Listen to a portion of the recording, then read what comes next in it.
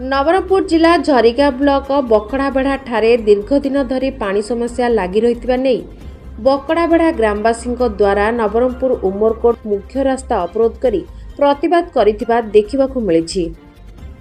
गाँवर शताधिक महिला पानीहांडी धरी रास्ता अवरोध करिथिबा देखिबाकु मिलिछि। नवरंगपुर जिला उमरकोट रास्ता प्रशस्तीकरण चलिथिबा जोगु रास्ता पार्श्वरे पोता जाइथिबा वसुधा पाइप सबु खोली दिया जिबा परे बकड़ाबेढ़ा ग्रामर 10 नंबर वार्ड और 11 नंबर वार्डर जनसाधारण मासेरु ऊर्ध्व हेब पानी समस्या भोगी आसुछंती।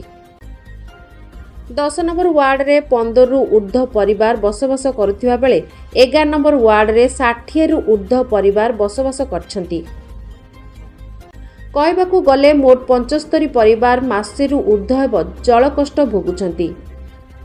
निज निज वार्ड मेंबर मानकू जणैबा सहित पंचायत सरपंच समिति सभ्य पीओ को बारंबार अभियोग करने पर केही भी कर्णपात न करिबारु आज बाध्य होई रास्ता अवरोध करिथिबा जଣା पड़िछि।